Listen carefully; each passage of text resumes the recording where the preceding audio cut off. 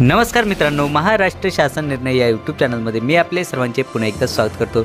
मित्रांनो, महिला व बालविकास विभागाअंतर्गत येणारे जे काही अधिकारी असणार आहेत तसेच अंगणवाडी सेविकाताई असणार आहेत यांच्या वेतनासंबंधीचा एक अत्यंत महत्त्वाचा जी.आर म्हणजे शासन निर्णय हा आला आहे। नेमकी जी.आर शासन निर्णय हा काय आहे तो सर्वच आपण जाणूनच घेणार आहोत। पण तत्पूर्वी जर का तुम्ही चॅनलवर नवीन असाल तर नक्कीच आपल्या चॅनलला सबस्क्राइब करून घ्या, जेणेकरून नवीन व्हिडिओ तुमच्यापर्यंत पोहोचत राहतील। तर जरा वेळ न घालवता आपण व्हिडिओला सुरुवात करूया। संपूर्ण अपडेट, संपूर्ण जी.आर आपण जाणून घेऊयात।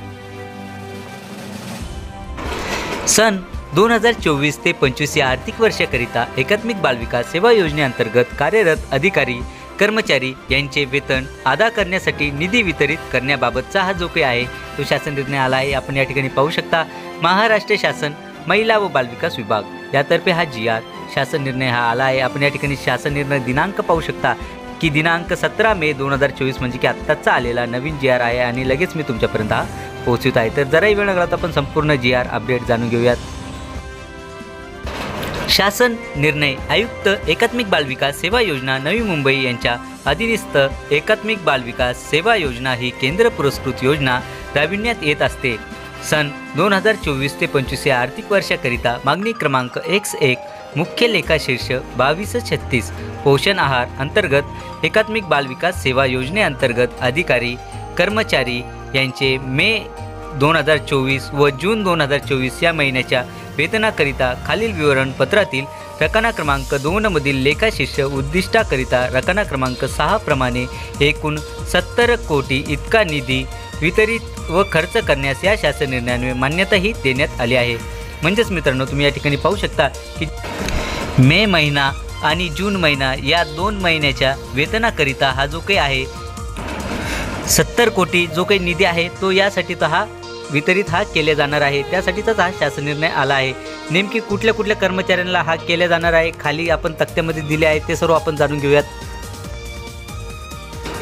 लेखा शीर्ष यामध्ये मागणी क्रमांक X1 यामध्ये सर्वप्रथम जे काही आहे ते म्हणजे की 2236 पोषण आहार 101 विशेष पोषण आहार कार्यक्रम 08 एकात्मिक बालविकास सेवा योजना प्रकल्प 0805 अंगणवाडी सेवा अतिरिक्त राज्य हिस्सा 100% तसेच कार्यक्रम 2236 19 45 01 वेतन यासाठी जे काही लेखा अनुदान मंजूर आहे 2024 ते 25 करिता ते म्हणजे की एकूण 40 कोटी एवढे जे काही आहे ते मंजूर आहे। मागणी केलेली जी काही तरतूद आहे ती म्हणजे की एकूण 29 कोटी 93 लाख 90 हजार एवढी जी काही आहे ती मागणी केलेली तरतूद आहे।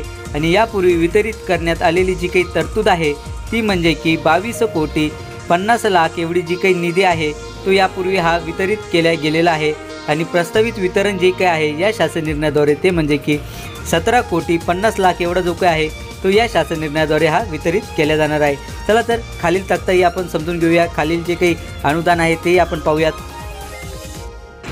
यासाठी दुसऱ्या क्रमांकाचे जे काही लेखाशीर्ष आहे ते म्हणजे की 0006 महाराष्ट्र जिल्हा परिषद व पंचायत समिती अधिनियम 1961 यांच्या कलम 123 व 261 अन्वये एकात्मिक बालविकास सेवा योजनेअंतर्गत अंगणवाडी सेवेसाठी जिल्हा परिषदांना स्थापना अनुदान अतिरिक्त राज्य हिस्सा 100% 2236 21 73 36 सहाय्यक अनुदाने वेतन यासाठी जे काही लेखा अनुदान आहे 2024 ते 25 या वर्षातील ते म्हणजे की एकूण 120 कोटी एवढे हे आहे। आणि मागणी केलेली जी काही तरतूद आहे एकूण ती म्हणजे की 77 कोटी 71 लाख 15 हजार एवढे जे काही आहे ते एकूण मागणी ही केली गेलेली आहे। आणि यापूर्वी जे काही वितरित करण्यात आलेली जी काही तरतूद आहे ती म्हणजे की 67 कोटी 50 लाख एवढा जो काही निधी आहे तो यापूर्वी हा वितरित करण्यात आलेला आहे। आणि प्रस्तावित वितरण जे काही आहे या शासन निर्णयाद्वारे ते म्हणजे की एकूण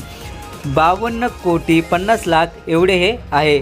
आणि हे जे काही दोन्ही लेखाशीर्ष मिळून जी काही एकूण रक्कम जी काही होणार आहे जे काही लेखा अनुदान आहे 2024 ते 25 वर्षातील ते म्हणजे की 160 कोटी हे होणार आहे। आणि मागणी केलेली जी काही एकूण तरतुदी झालेली आहे दोन्ही लेखाशीर्षाची ती म्हणजे की 107 कोटी 65 लाख एवढी ही झाली आहे। आणि यापूर्वी वितरित केलेली जी काही तरतूद आहे ती म्हणजे की 90 कोटी एवढा जो काही निधी आहे तो यापूर्वी हा वितरित करण्यात आलेला आहे।